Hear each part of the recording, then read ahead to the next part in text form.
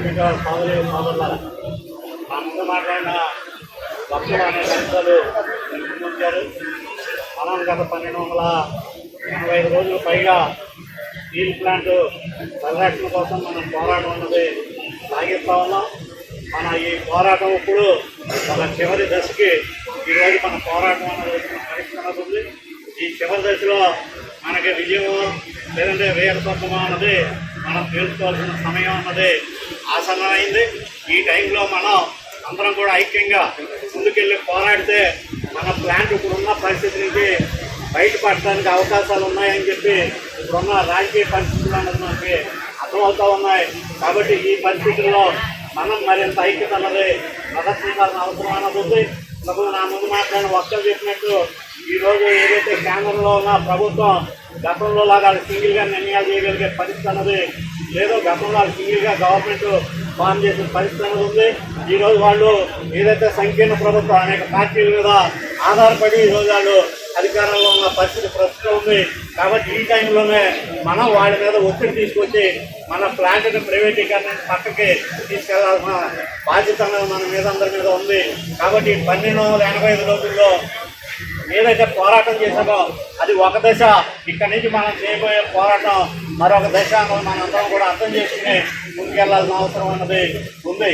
ఈరోజు మనం విశాఖపట్నం స్టీల్ ప్లాంట్ని నష్టాల నుంచి బయటికి గెంటాలంటే ఈ ప్లాంట్కి ఏదైతే రా మెటీరియల్ ఉందో మిగిలిన స్టీల్ ప్లాంట్ లాగా మనకు కూడా అదేవిధంగా రా మెటీరియల్ ఉండాలని చెప్పి మన ప్రభుత్వం డిమాండ్ చేస్తూ ఉన్నాం. కానీ ఈ రోజు వరకు కూడా మనకి ఏదైతే మైన్స్ ఏదైతే ఉందో మైన్స్ కేటాయించకుండా మనల్ని ఏదైతే మార్కెట్లో దొరికే రా మెటీరియల్ కొనుక్కొని మన బతకమని చెప్పి ఇన్ని సంవత్సరాలు చెప్పుకుంటూ వచ్చారు. కాబట్టి ఈ రోజుకి మన స్టీల్ ప్లాంట్ పడతాలు ఒకసారి లాభం రావటం ఒకసారి నష్టం రావటం ఈ పరిస్థితుల్లో ఈరోజు మనకి మొత్తం మన ఆక్సిజన్ మొత్తం కట్ చేసే పరిస్థితికి ఈరోజు కేంద్రంలో ప్రభుత్వాలను తీసుకొచ్చే పరిస్థితి ఉంది. కాబట్టి ఇప్పుడు మన స్టీల్ ప్లాంట్ అనేది ఒక వెంటిలేటర్ మీద ఉంది. ఇప్పుడు ఉన్న పొజిషన్ కానీ ఇలా కానీ కంటిన్యూ అయితే ఈ ప్లాంట్ ఎన్నో రోజులు నడిచే పరిస్థితి లేదన్నది మనకు అర్థమవుతా ఉంది. ఈరోజు మీ కోకోన్ బ్యాటరీలే 400 పైగా పుషింగ్లు చేసిన కోకోన్ బ్యాటరీలు ఈరోజు 225 పుషింగ్లు తీసుకొచ్చే పరిస్థితి మనకు. అక్కడ 3 బ్లాస్ట్ ఫర్నేసులు నడవాల్సిన దగ్గర ఈరోజు ఒక్క బ్లాస్ట్ ఫర్నేసే నడుస్తూ ఉంది. అలాగే ఎస్ఎన్ఎస్లో 12 మిషన్లు నడవాల్సిన దగ్గర కేవలం 2 మిషన్లు ఎస్ఎన్ఎస్లో ఆ కాస్టింగ్ మిషన్లు నడుస్తూ ఉన్నాయి. ఈ మిల్స్ దగ్గరికి వెళ్తే ఒక మిల్లు ఒక రోజు నడిచే పరిస్థితి ఈరోజు ఉంది. ఈ విధంగా ఈ ప్లాంట్ నడిస్తే ఏదైతే బీజేపీ వాడు స్టార్టింగ్లో చెప్పాడో దీన్ని అమ్మేస్తాం లేకపోతే మూసేస్తామని ఏదైతే చెప్పాడో అది అమ్మలేకపోయాడు. కాబట్టి ఈరోజు దీన్ని మూసేసే ప్రక్రియ అన్నది వాడు చేస్తా ఉన్నాడు. దీన్ని మనం అందరం ముందుకెళ్ళి అడ్డుకోవాలని పరిస్థితి ఈరోజు. నేను ఇలా చెప్పినట్టు ఈరోజు రాజకీయ పరిస్థితులు కూడా కొంత మనకి అనుకూలంగా ఉన్న పరిస్థితులు మనకి కనపడుతూ ఉంది. ఈరోజు కేంద్రంలో ఉన్న బీజేపీ ప్రభుత్వం ఈ రాష్ట్రంలో అధికారంలో ఉన్న తెలుగుదేశం ప్రభుత్వం మీద ఆధారపడి ఈరోజు ఆ ప్రభుత్వం అనేది ఉంది. కాబట్టి ఇక్కడ ఉన్న తెలుగుదేశం ప్రభుత్వం బీజేపీ ప్రభుత్వం మీద ఒత్తిడి తీసుకొస్తే గ్యారంటీకి విశాఖపట్నం స్టీల్ ప్లాంట్ నిలబడటానికి అవకాశం ఉంది. ఆల్రెడీ ఇప్పటికే రాష్ట్ర ప్రభుత్వం మన పేపర్లు కానీ టీవీలు కానీ చూస్తే ఇప్పటికే రాష్ట్ర ప్రభుత్వం ఆల్రెడీ కేంద్రాన్ని కోరినట్టుగా మనకి వార్తలు అన్నవి వస్తున్నాయి. అదేదో కోరారు కాబట్టి స్టీల్ ప్లాంట్ నిలబడిపోతుంది అనుకుని మన పోరాటాలు అనేది చేయకపోతే గ్యారంటీకి ఎక్కడున్న ప్రభుత్వం కూడా వీళ్ళకి దీని మీద వీళ్ళు చిత్తశుద్ధి లేదు. కాబట్టి మనం కూడా మాట్లాడక్కర్లేదు అనుకుని వాళ్ళు కూడా తప్పుగా ఉండిపోయే పరిస్థితి వస్తుంది. కాబట్టి ఇదే సరైన టైము. ఈ టైంలో మనం ఈ ప్రభుత్వం మీద ఒత్తిడి తీసుకొచ్చి మన తాలూకా పోరాటంలో ఇక్కడ స్థానికున్న ప్రజాప్రతినిధులకి మనం బలం చేకూర్చి వీళ్ళు పై నాయకత్వం మీద ఒత్తిడి తీసుకొచ్చి స్టీల్ ప్లాంట్ రక్షణ కోసం కేంద్ర ప్రభుత్వం మీద మన ఒత్తిడి అన్నది పెంచడానికి ఇది సరైన టైం. కాబట్టి ఈ టైంలోనే ఇప్పుడు చేసిన పోరాటం కన్నా మరింత తీవ్రతరంగా మనం పోరాటం చేయాల్సిన ఆవశ్యకత అన్నది ఉంది.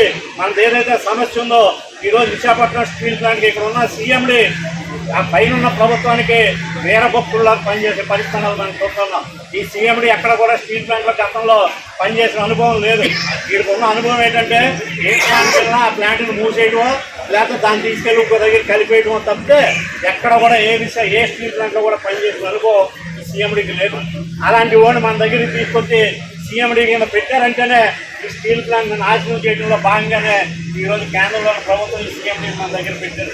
ఈ సీఎండీ పోతే మళ్ళీ ఇంకో సీఎండీ వస్తాడు, ఆయన కూడా ఇలాంటి వాడిని నాకు పంపుతారు.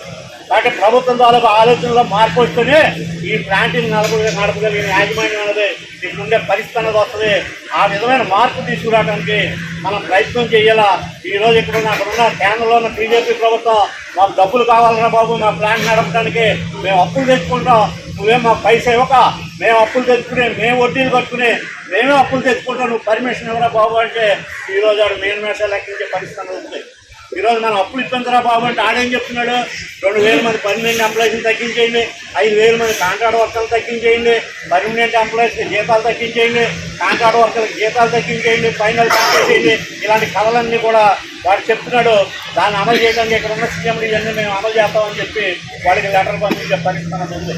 మనం ఈ సీఎండీని కానీ బీజేపీని కానీ కేంద్రంలోని ప్రభుత్వాన్ని మనం అడుగుతా ఉన్నాం, స్టీల్ ప్లాంట్ కార్మికులు ఎంత త్యాగం చేస్తే నువ్వు ఎన్నాళ్ళు ఈ ప్లాంట్ని అడుగుతామని చెప్పి మనం అడుగుతా ఉన్నాం. మనం త్యాగం చేస్తే ఎంత వస్తుంది, మహా అయితే సంవత్సరానికి 200 కోట్లు, నెలకు 200 కోట్లు, 200 కోట్లు ఈ ప్లాంట్ ఖర్చు పెట్టేస్తే ఎన్ని నెలలు ఈ ప్లాంట్ నడిస్తే 200 కోట్లు 2 రోజులు కూడా ఈ స్టీల్ ప్లాంట్ నడవదు. అంటే మన దగ్గర కొట్టేసి మనకున్న అప్పులన్నీ లాగేసుకుని అప్పుడు ఈ ప్లాంట్ని కూడా కట్టబెట్టేలాగా ఈరోజు కేంద్రంలో ఉన్న బీజేపీ ప్రభుత్వం ప్రయత్నం చేస్తూ ఉంది. కాబట్టి దీని పట్ల మనం అప్రమత్తంగా ఉండి తప్పుగా లేకుండా మన పోరాటాలను మరింత ముందుకు తీసుకెళ్లాల్సిన అవసరం అనేది ఉంది. అందులో భాగంగానే మనం మరో పోరాటం సంగతి ఇక్కడి నుంచి కూడా మనం సిద్ధపడతా ఉన్నాం. అందులో భాగంగా మన ఏదైతే పరిరక్షణ పోరాట కమిటీ ఏదైతే ఉందో 2 రకాల పిలుపులు అన్నది ఇప్పటికీ ఇస్తుంది. ఒకటి రేపు 22వ తారీఖున ఏదైతే సీఎండీ ఆఫీస్ ఎప్పిన్ బిల్డింగ్ ఉందో, ఎప్పిన్ బిల్డింగ్ దగ్గర ఉదయం 8 గంటల నుంచి సాయంత్రం 6 దాకా పెద్ద ఎత్తున నిరసన ప్రదర్శన చేయాలని చెప్పి పిలిపించింది. అలాగే సెప్టెంబర్ 2వ వారంలో మొత్తం రాష్ట్రం అంతా కూడా అన్ని జిల్లాల్లో కూడా ఎక్కడికక్కడ గంట పాటు ఎక్కడికక్కడ రవాణా స్తంభించేలాగా మనం రాష్ట్రాలు చేయాలని చెప్పి ఆల్రెడీ పోరాట కమిటీ పిలిపించింది. అంటే అందులో భాగంగా రేపు 22వ తారీఖున ఎప్పిన్ బిల్డింగ్ దగ్గర ఉదయం 8 గంటల నుంచి కూడా పెద్ద ఎత్తున నిరసన అన్నది జరగబోతూ ఉంది. ఆ నిరసనలో స్టీల్ ప్లాంట్లో ఉన్న ప్రతి కార్మికుడు, అటు పర్మనెంట్ కార్మికుడా, కాంట్రాక్ట్ కార్మికుడా, లేదంటే అధికారాల తేడా లేకుండా మనకున్న సమయంలో ఎంతో కొంత సమయం అన్నది వెచ్చించి ఆ ఎప్పిన్ బిల్డింగ్ దగ్గర ప్రతి ఒక్కరూ పాల్గొనేలాగా మనం చేయగలిగితే గ్యారంటీ ఇక్కడ రాష్ట్ర ప్రభుత్వం కూడా మన గురించి ఆలోచిస్తుంది, కేంద్రంలో ఉన్న బీజేపీ ప్రభుత్వం కూడా మనం ఆలోచిస్తుంది.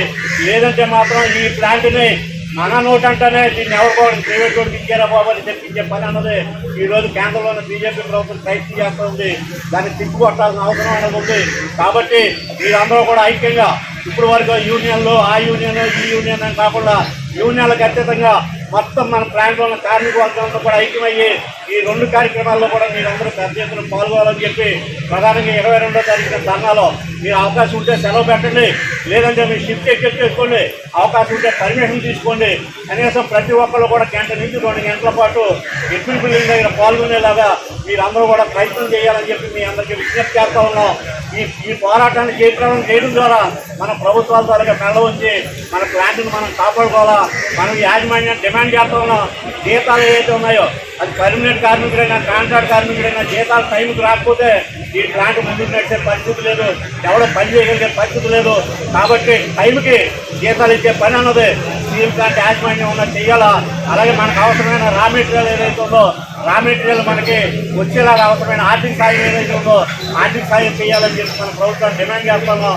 3వది, మీకు ఏమీ చేత కాకపోతే ఈ స్టీల్ ప్లాంట్ని తీసుకెళ్లి జైల్లో నువ్వు కలిపేయని చెప్పి మనం అడుగుతా ఉన్నాం.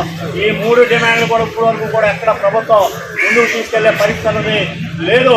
కాబట్టి మన ముందు చావో బతుకో తెలుసుకోవాల్సిన పరిస్థితి ఉంది. కాబట్టి ఈ టైంలో మన అందరూ కూడా మరింత పెద్ద ఎత్తున పోరాటానికి సిద్ధం కావాలని చెప్పి ఏదైతే పోరాట కమిటీ పిలుపులు ఇస్తా ఉందో ఆ పిలుపుల్లో మీరు అందరూ కూడా పాల్గొనాలని చెప్పి కోరుతూ సెలవు. Welcome to our YouTube channel. Don't forget to like, subscribe and share the videos.